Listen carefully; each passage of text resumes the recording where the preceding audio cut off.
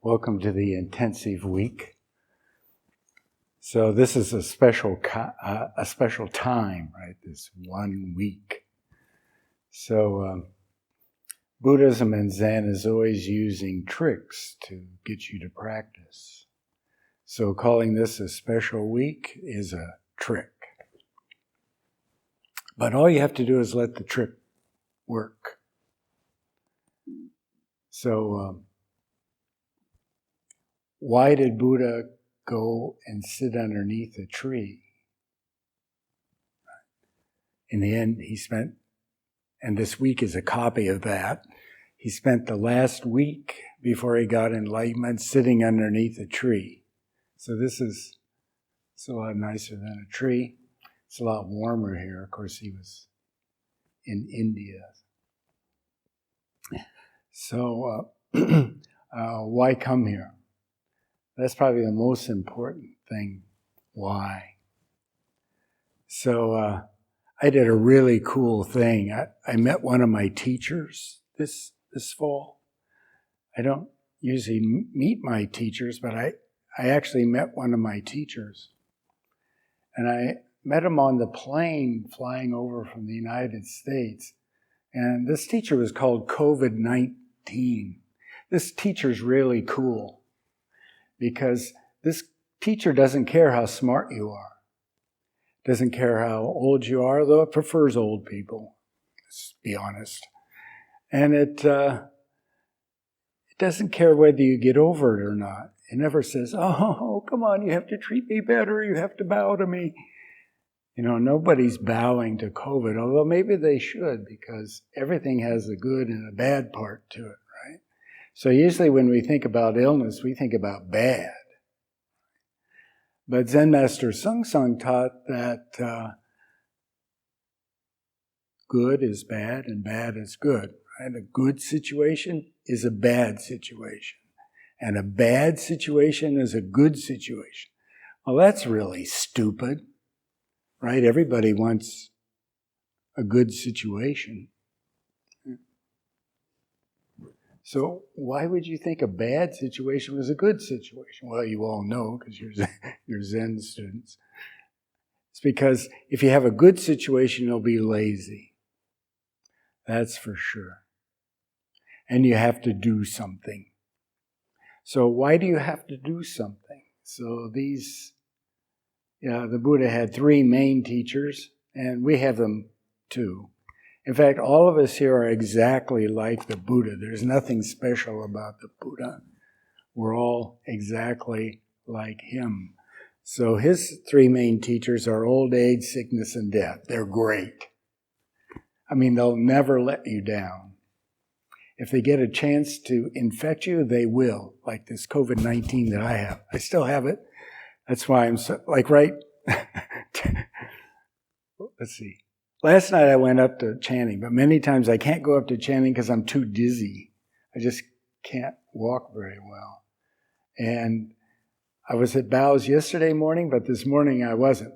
That's because I would fall over doing the bows if I was up here bowing because of this long COVID. So I've only had it for 3 months. I'm sure it'll go away.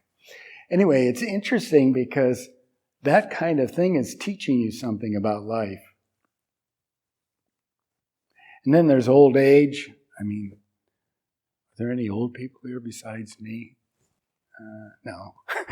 Oh, yeah. Young ones. So, we're just a little over 70. And that's always teaching you. When I was younger, I used to think, old age, I don't like old people. They're so stupid. All they want to do is sit around and watch TV and play cards. Old people suck. Right? And then guess what? You wake up one morning and open your eyes and you are one of those old people. But you don't think about when you're not. Right? Same thing's true of being sick. You don't think about being sick, when you're not sick. Although you might take use some diversionary tactics. So I thought I was being really clever with COVID. I wasn't. because COVID is more clever than any human being, right? Smarter. It always amazed me. In the old days, we used to think human beings were smart, right? Like we're the smartest animal, blah, blah, blah, blah, blah. And these days we're trying to figure out how to escape these smart animals because they're destroying the planet, right? So even human beings are your teacher. So what is it? Let's see, we had old age, and then there's another one. This one is really great because you never know when this teacher is going to come to give you a lesson. It's called death. So before this talk is over, you could be dead. And guess what? It doesn't make any difference how healthy you are, how clever you are, whether you're a really smart businessman like Trump or you're an idiot like Kim Jong-un. Oh, sorry. Right? Doesn't make any difference. Death doesn't care. Death never listens to you. Death, get away from my door, get away from my door. Yeah, that's great. That's a great one. I love that one. Death, that really makes death laugh. I love these humans. So they're giving you teaching, actually. So that's why Zen Master Sung Sung said that a good situation is a bad situation. Bad situation, old age, sickness, death, is a good situation because that's what pushed the Buddha to find out what he really was. So behind these three teachers is always this question, what are you really? So usually when you think about yourself, well, I'm a Polish nun. I'm an American idiot. You have some idea about what your self is, but these three teachers will take your idea away from you, whatever your idea is. So we have the same situation. What are you? What are you really? It's interesting. Actually, human beings are quite desperate, although they disguise it quite well, right? You can dye your hair. I'm losing weight and I'm exercising. I do HIIT every fourth day. Old age, sickness, and death don't really care in the end about that. So that's what the Buddha saw when he saw the old person, the sick person, and the dead person. So actually, during this talk, I don't have to say anything because they already covered all of that stuff. But what they don't cover is what you can find. How do you answer this question? So imagine the Buddha didn't have any clever texts to read, like some clever Zen stuff. Those comments are so funny. He didn't have that. And that's the spot we're in the end. Because all that clever stuff doesn't mean crap. So we come here because of the great question of life and death, just like the Buddha. So in this too, we are just like the Buddha. So we have the same teacher and we have the same question. Then what happens after that? So what these 7 days, called Kilche, it's an intensive period, replicate are the last 7 days of the Buddha sitting underneath the Bodhi tree before he gets enlightenment.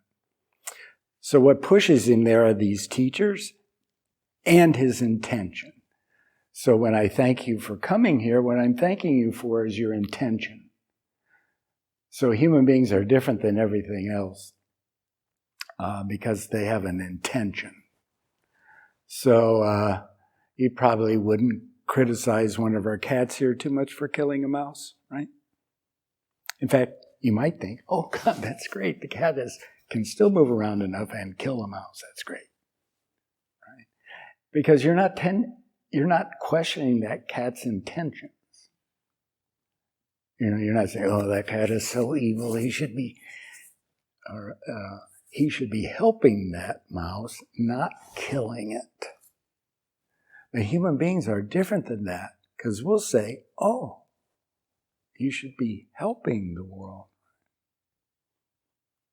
So Buddha has this great question and goes off to find the answer. So that's our job. In fact, that's human beings' basic job. But usually, if you're anything like me, you're running around doing all kinds of other crap, and you kind of forget about that sometimes.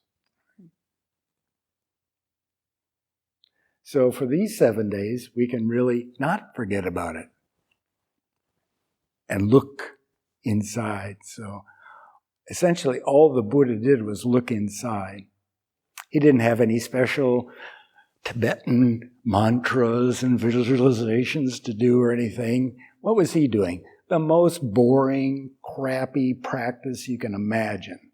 But that happens to be the best one. Right? So he just follows his breath. That's what they say. Right? So there's probably some people that do that here. Or he can even do something before that, like shikantaza from the Cao Dong style of Zen. But most of us do something a little more complicated. We do a wato, the word head. I do that. What am I don't know. And, or we might do some kind of chanting, like the Great Dharani. Zen Master Musangsa did the Great Dharani. But all these, actually, they are not important. Which one you pick is not in the least bit important. What's important is your intention back behind that. Why are you doing that? So that's what makes human beings human beings. It's the why part. So if this why is clear, well, that's actually it. But if that why is clear, then you'll practice, and hopefully practice with other people too. Like this. This is like an ideal Buddhist situation, right? Because you get to practice and help other people at the same time.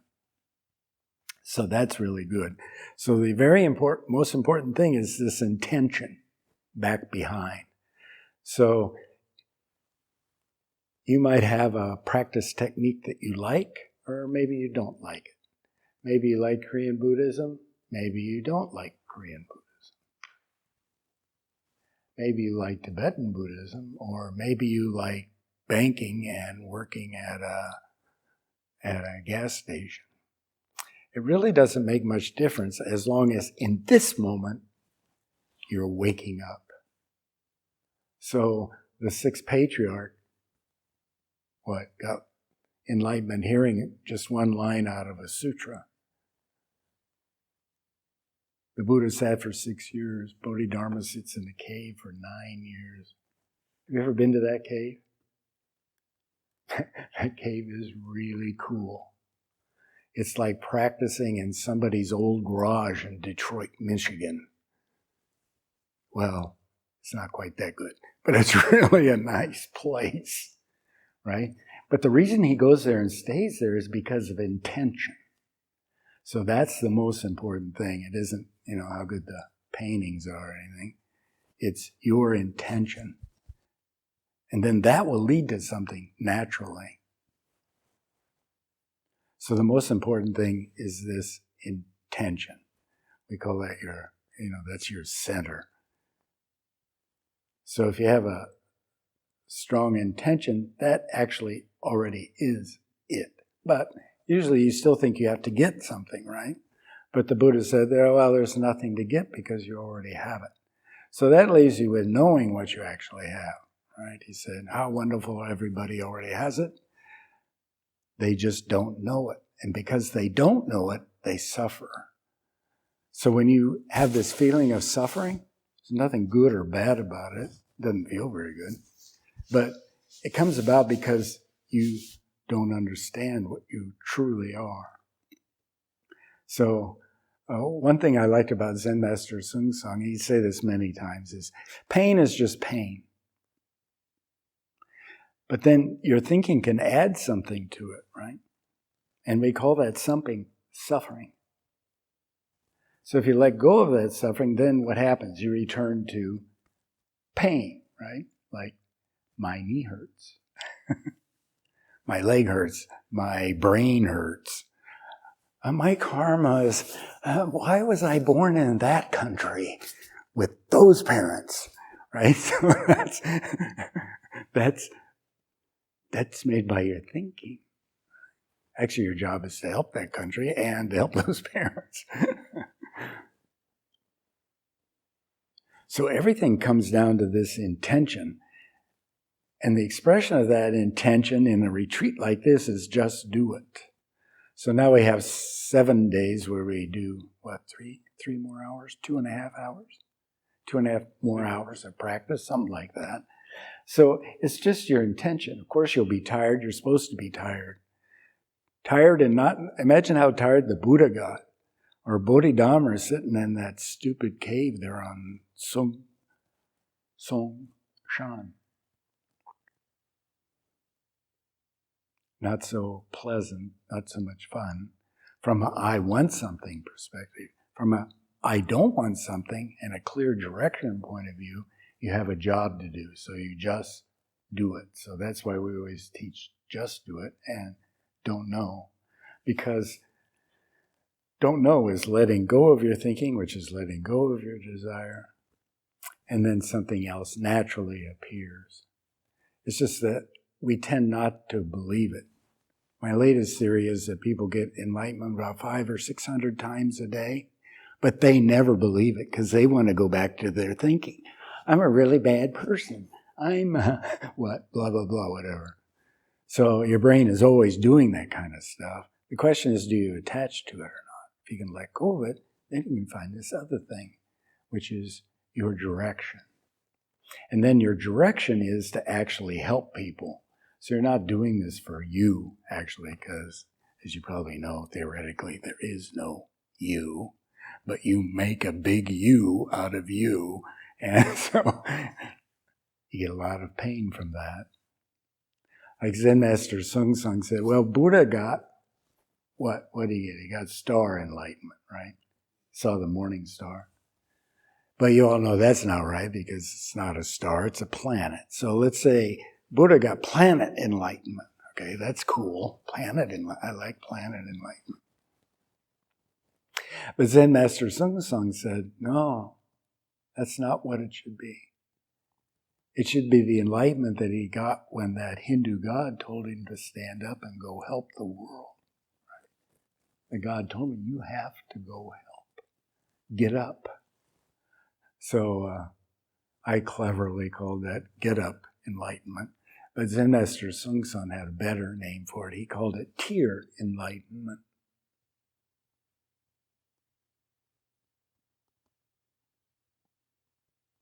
Because it's the waking up that comes from perceiving the suffering of the world. And that's why the Buddha gets up. And that's why we'll get up. That's why we're here practicing. Actually, they're all one thing, we just pull them apart to talk about them. If we didn't pull this stuff apart to talk about it, the talk would have been over 20 minutes ago. So very important is during these 7 days, just do it.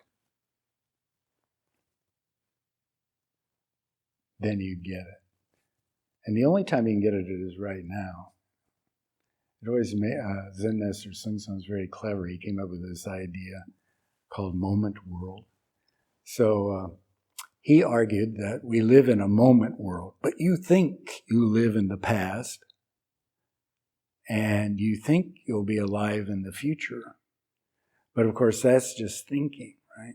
Nobody can give me even 1 second of the past. Not one. Isn't that amazing? Not one. So what'd you get? And how about the future? 1 second of the future? How come nobody's offering me 1 second of the future? Well, you know why it doesn't exist. It's amazing. So what have you got? You got this, which is this moment. That's moment world. So just do it means in this moment, just do it. And that is everything. Incredible. So what we'll do for the next 7 days is do it, do it, do it, do it, do it, do it, do it, do it. And then we say, get something, right?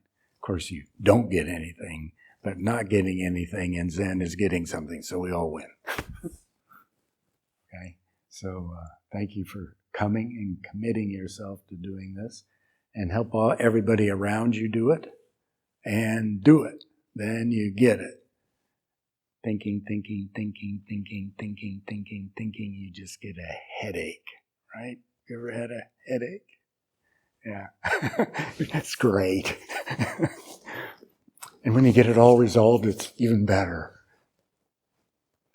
Except there's no resolving anything, it's just letting go so you can come back to this moment, because this is it. So thank you for listening, and do it.